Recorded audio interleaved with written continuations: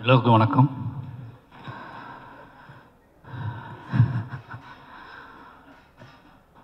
ரொம்ப நன்றி. முதல்ல பத்திரிகை நண்பர்களுக்கும் மீடியா அத்தனை நண்பர்களுக்கும் ரொம்ப நன்றி. ஏன்னா எனக்கு ரொம்ப ஆச்சரியமாக இருந்துச்சு.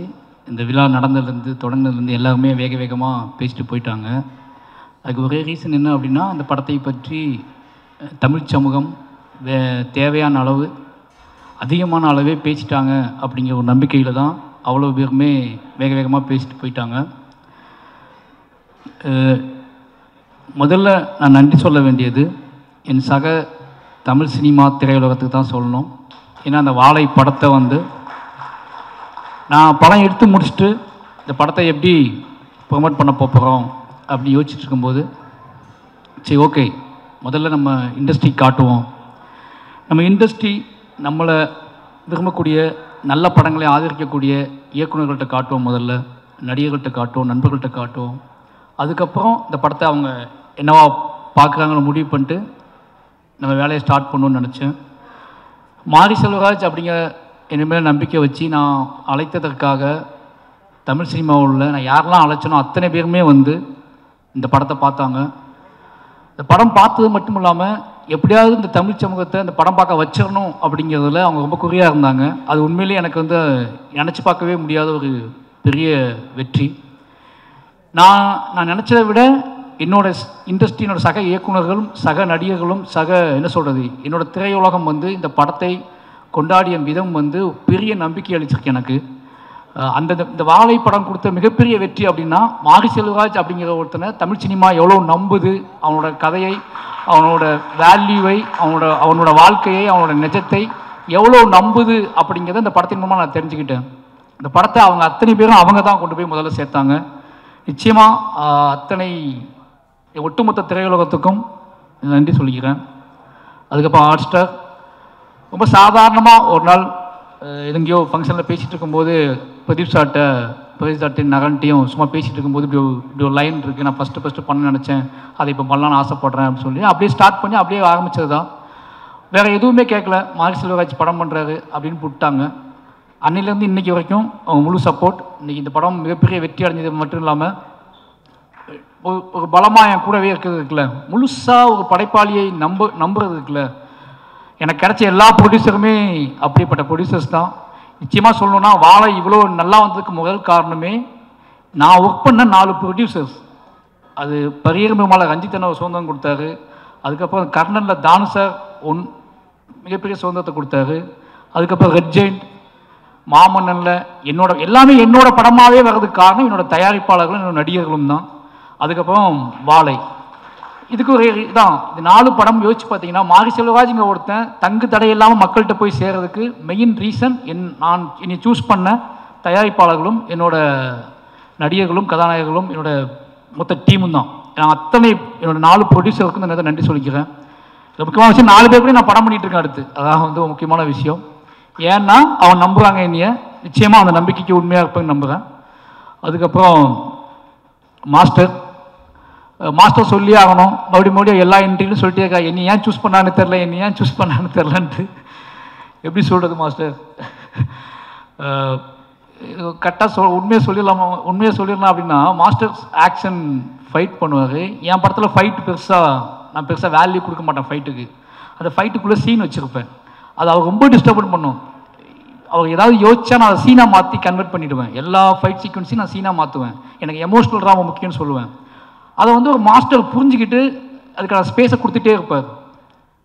அது இப்படியே போயிட்டே இருந்துச்சு. இப்படிலாம் ஃபைட் மாஸ்டர்ஸ் இருக்காங்களேன்னு போயிட்டே இருந்துச்சு. சும்மா அவர் தனியாக இருக்கும்போது ஜாலியாக இருக்கும்போது குழந்தையாக மாறிடுவார். பயங்கர சமாளிக்கவே முடியாது. இவானை விட மோசமாகிடுவார், என் பையனோட மோசமாகிடுவார். அப்புறம் தான் அந்த ஆள்கிட்ட ஏதோ உண்மை இருக்குது, மாஸ்டர் கிடையாது, ஃபைட் மாஸ்டர் கிடையாது.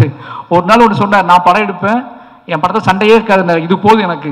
ஒரு மாஸ்டர் நான் படம் எடுப்பேன், அதில் சண்டையே இருக்கான்னு சொல்கிறாருல, அப்போ அந்த ஆளை நம்பலாம் அப்படின்னு முடிவு பண்ணிக்கிட்டேன். நம்பதுக்கப்புறம் தான் வாழை காமிச்சேன். வாழை படம் பார்த்துட்டு அவர் அடுத்த செகண்டே ஒரு 1 hour எதுவுமே பேசலை, அப்படியே அமைதியாக இருந்தார். நான் வாங்கிக்கிறேன் அப்படின்னு, நானும் கூட சேர்ந்து பண்ணுறேன் அப்படின்னாரு.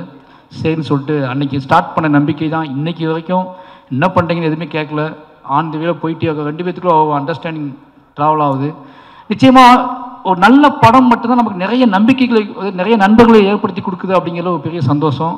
ஒரு இந்த வாழை வந்து இது வரைக்கும் நல்ல மாஸ்டராக எனக்கு இருந்த மாஸ்டர், ஒரு நல்ல நண்பனா, ஒரு நல்ல அண்ணனா தம்பியான்னு தெரியல,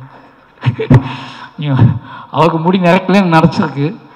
அதனால் நல்ல நண்பன் தான், நல்ல நண்பனை கிடச்சிருக்கு. ரொம்ப நன்றி மாஸ்டர். அதுக்கப்புறம் ரெட் ஜெயிண்ட்டு, நீங்கள் நான் என்ன தைரியத்தில் வந்து இந்த படத்தை நான் ரிலீஸ் பண்ணுறேன்னு சொன்னேன் அப்படின்னா, ரெட் ஜெயிண்ட் இருக்காங்க பார்த்துக்குவாங்க அப்படின்னு சொல்லிட்டு தான். ஏன்னா மாமன்னன் பண்ணும்போதே நான் சொல்லிட்டேன், என்ன படம் எடுத்து வந்தாலும் வந்துக்குவான்னு சொல்லிட்டு, அதே மாதிரி அதை புரிஞ்சுக்கிட்டு வாழையை எடுத்துகிட்டு போனேன். ரொம்ப பயமாக தான் இருந்துச்சு. ஏன்னா அந்த biggest main stream production company அதுவும் பிக்கஸ்ட் மெயின் ஸ்ட்ரீமாகவே ஒரு படத்தை ஒரு படத்தோட வெற்றியை படம் பார்த்துட்டு இருக்க 15 நிமிஷத்துக்கு சொல்லக்கூடிய ஆள் வந்து செண்பகமூர்த்தி சார். அவர் படம் பார்த்துட்டு வெளியே வந்து படம் ஃபுல்லாக பார்த்துட்டார். அதான் பெரிய விஷயம்.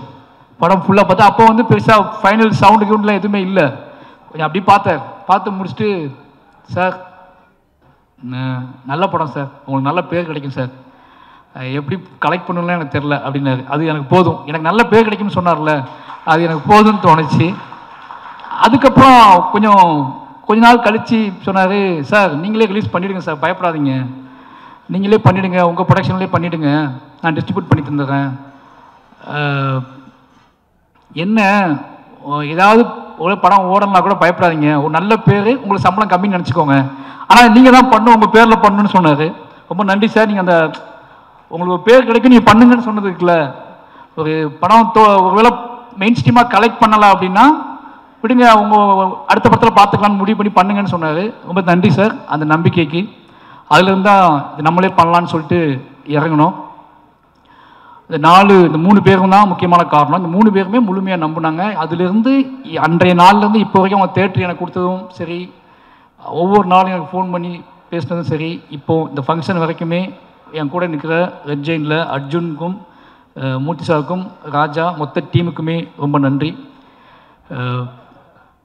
அதுக்கப்புறம் என்னோடய டீம், என்னுடைய மொத்த டீம், என்னோடய எடிட்டர், கேமராமேன், ஆர்ட் டைரக்டர், இவங்கெல்லாம் தொடர்ந்து என் கூடவே இருக்கா அப்படின்னால அவங்கள பற்றி எதுவும் பேச அவசியம் இல்லை.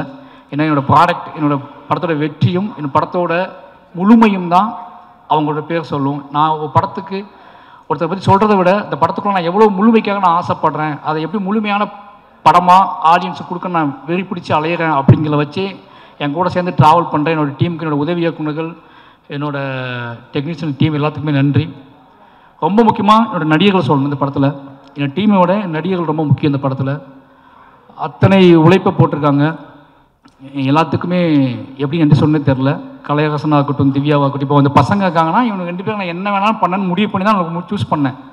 ஓகேவா, படம் முடியும் போது நான் என்னவா இருக்கணும், எப்படினாலும் இவங்களை வச்சு இந்த படத்தை எடுத்துடலாம் அப்படின்னு எனக்கு தெரியும். அதனால் சூஸ் பண்ணேன். இவங்களை என்ன பண்ண வைக்க முடியும்னு எனக்கு தெரியும். ஆனால் கலையரசன், திவ்யா, ஜானகி அம்மா, இவங்கெல்லாம் வந்து பத்மனு, இவங்க எல்லாத்தையுமே வந்து எனக்கு எப்படி ஒத்துக்கிட்டாங்க, ஒரு சினிமா ஆர்வத்தில் ஒத்துக்கிட்டாங்க. அதுக்கப்புறம் ஃபுல்லாக தாங்குவாங்களா தாங்க மாட்டாங்களா ஒரு பயம் இருந்துச்சு. பட் அவங்களுக்கும் ஜெயிக்கணும், ஒரு நல்ல படத்தில் இருக்கணும், நம்ம அடையாளமாக மாறணும், சினிமாவில் நம்ம பேர் பதியப்படணும் அப்படிங்கிறது அவங்களுக்குள்ள இந்த தாகம் தான். கலையரசனாகட்டும், திவ்யாவாகட்டும், ஒரு சினிமாவை தாண்டி ஷூட் பண்ணும்போது படம் ரிலீஸ் ஆக வரைக்கும் அது சினிமானே தெரியாது. சினிமாவில் இப்போ எந்த ஒரு சினிமாவில் வந்து இப்படி சகதிக்குள்ளேயும் மண்ணுக்குள்ளேயும் சேருக்குள்ளேயும் போட்டு ஒரிஜினல் சுமையை தூக்கி வச்சு நடக்க வைப்பாங்க ஆர்டிஸ்ட்டுகளை. நிறைய அவங்கள துன்புறுத்தியிருக்கேன். நிறைய வந்து ஒரு என்னோடய ஆர்டிஸ்ட்டுகளுக்கு எப்போ என்ன நடக்கும்னா, எனக்கு அவங்க சொல்லி புரிய வைக்க முடியாது எல்லா நேரத்துலையும். ஒரு படத்தோட வெற்றியில் நம்ம புரிய வச்சுக்கலாம்னு நினைப்பேன். ஒரு படத்தோட மக்களோட ஆதரவில், மக்கள் கொண்டாடுற விதத்தில் என்னோடய நடிகர்களுக்கு என்னோட வேதனையோ என்னோட ஆசையோ எதையோ ஒன்று கடத்திடலாம்னு நினைப்பேன். அது என்னோட எல்லா படத்துலையுமே நடந்திருக்கு. என்னோடய எல்லா படத்துலையுமே நடிகர்களோட எனக்கு முகன் வந்திருக்கு. ஆனால் என்னோடய படத்தோட வெற்றியும் அதோட மக்கள் கொடுக்க கொண்டாட்டமும் தான் அதை மாற்றிருக்கு. அது பெரியார் பெருமாள்லேருந்து இந்த படத்துக்கு நடந்திருக்கு. அப்புறம் நிக்கிலா விமலும் அப்படி தான். என்ன அப்படின்னா, ஒரு நடிகரை வந்து நம்ம வந்து அவங்க வேறு படத்துக்காக சூஸ் பண்ணது. நான் கர்ணனுக்கு பேசினது, அதுக்கப்புறம் மாமன்னன், அப்படியே பண்ணாமல் போய் வாழையில் போட்டு அவனுக்கு ஒரு சின்ன தயக்கம் இருந்துச்சு. ஏதோ சின்னதாக ஓடிடிக்கு ஏதோ படம் பண்ணுறேன், நம்மளை போட்டு விட்டாங்க போல அப்படின்னு சொல்லிட்டு டவுட் இருந்துச்சு. எனக்கு அதை சொல்லி புரிய வைக்க முடியல. இது சின்ன படம் இல்லை, இதுதான் என் வாழ்க்கையில் நான் எடுக்கணும்னு நினச்ச பெரிய படம்னு சொல்லி எனக்கு அவங்ககிட்ட சொல்லிட்டேன் ஒரு நாள். அவங்க நம்பி பண்ணாங்க. நிறைய என்ன சொல்கிறது, இந்த கதையை உள்வாங்கிக்கிட்டு ஓகே இது ஏதோ நடக்க போகுது இந்த படத்தின் மூலமாக நினச்சி நம்பினாங்க. நம்பி நிறைய பேர் கேட்டாங்க, இந்த இடத்துல சொல்லணும்னு நினைக்கிறேன், ஏன் அந்த கிளைமாக்ஸில் டீச்சர் வந்துக்கலாமே என்கிட்ட கேட்டாங்க. மொத்த மீடியாவுமே என்கிட்ட கேட்டுச்சு. எல்லா படம் பார்த்துட்டு பிடிச்சவங்கலாம் டீச்சர் எங்கே போனாங்கன்னு கேட்டாங்க. டீச்சர் டேட் இல்லை எனக்கு, ஓகேவா? ஏன்னா அந்த ஷூட் எடுத்ததே, அந்த கடைசி பாட்டு நான் எடுத்தது படம் ஷூட்டிங், மொத்த படமும் ஷூட்டிங் முடித்து எடிட் பண்ணி லாக் பண்ணி 1.5 வருஷம் கழிச்சு தான் எடுத்தேன். 1 வருஷம் கழிச்சு தான் அந்த ஷூட்டிங் எடுத்தேன். 2 நாள் ஷூட்டிங்கு ஏதோ முழுமை அடையாமல் இருக்குது. இந்த மொத்த படத்தையும் பார்த்துட்டு வெளியே போகிறவன் என்ன கொண்டு போவான், அவனை நான் எப்படி அவனுக்குள்ளே ஒரு இசையின் வழியாக அவனை செட்டில் பண்ணி அவனுக்குள்ளே எமோஷனில் கடத்தி வீட்டுக்கு போகும்போது அவன் வந்து இது பாடலாக எடுத்துகிட்டு போகணும், வெறுமனே அழுகை எடுத்துகிட்டு போயிடக்கூடாது. ஒரு படம் முடிஞ்சு வெளியே போகிறான்னா அவன் இதை கலையாக எடுத்துகிட்டு போகணும், ஒரு பாடலாக எடுத்துகிட்டு போகணும், முணுமுணுத்துக்கிட்டே போகணும்னு ஆசைப்பட்டு தான் அந்த பாடல் 1 வருஷம் சந்தோஷம். ரொம்ப லேட்டாக தான் சார் ஸ்டார்ட் பண்ணோம். இந்த படம்லாம் முடிஞ்சு இந்த பாட்டே இல்லை, பாதவத்தி சாங்கே இல்லை. ஒரு 1 வருஷம் கழிச்சு தான் அந்த பாட்டை நான் முடிவு பண்ணுறேன். அதுக்கு ஷூட் பண்ண அவசரமாக ஷூட் பண்ண பிளான் பண்ணோம். படம் ரிலீஸுக்கு அவங்க டேட் இல்லை. நான் அதை ஷூட் பண்ண முடிவு பண்ணும்போதே அந்த அம்மா மடியில் சிவனஞ்சான் படுத்துப்பான், அது டீச்சர் மடியில் தான் படுத்துக்கணும்னு நான் ஆசைப்பட்டு ஷார்ட் யோசிச்சிருந்தேன். ஒன்றுமே அது நடந்திருந்தால் இன்றைக்கி நிறைய பேர் கேட்ட கேள்விகளுக்கும் மோசமான சில விஷயங்களுக்கெல்லாம் வந்து பதில் சொல்கிற மாதிரி இருந்திருக்கும். அந்த ஷார்ட் நான் எடுத்திருந்தோம்னா அது மிஸ் பண்ணிட்டேன். என் லைஃப்பில் ரொம்ப நான் வருத்தப்பட்டது வந்து அதுக்கு தான். என்னோடய ஆசிரியர் அந்த இடத்துல இல்லாமல் ஏன்னா இருந்தாங்க, ஒரு நிஜ வாழ்க்கையில் இருந்தாங்க. நிஜ லைஃப்பில் நிஜ கதையில் இன்னும் அத்தனை ஆசிரியர்களுமே அத்தனை பிணங்களும் அத்தனை உடல்களும் அடக்கம் செய்யும் வரைக்கும் என்னோடய ஒட்டுமொத்த டீச்சரும் அந்த இறுதி நாள் அந்த வாழை தோப்புக்குள்ளே உட்காந்துருந்தாங்க. அவ்வளோ பேருமே அழுதுகிட்டு.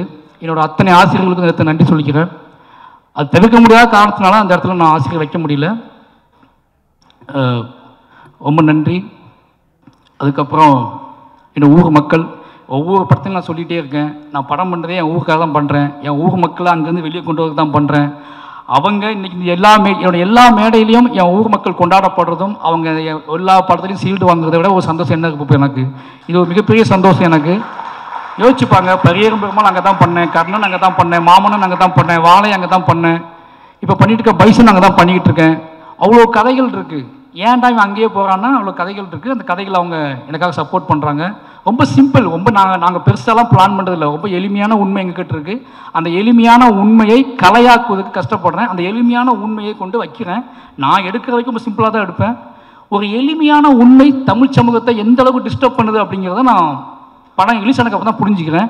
அப்போ இங்கே வலியதை விட எளியவைகளுக்கு வந்து மிகப்பெரிய வேல்யூ இருக்குது அப்படிங்கிறத நான் வந்து ஒவ்வொரு படத்திலும் தான் புரிஞ்சுக்கிறேன். அப்படி எளிமையான கதைகளை எனக்கு கொடுத்துக்கிட்டே இருக்கக்கூடிய என்னோடய ஒட்டுமொத்த மக்களுக்கும், என்னோடய கிராம மக்களுக்கு, புளியங்குளம் மக்களுக்கும், பக்கத்தில் உள்ள கொங்காயக்குறிச்சி, கருங்குளம் எல்லா மக்களுக்குமே நன்றி சொல்லிக்கிறேன்.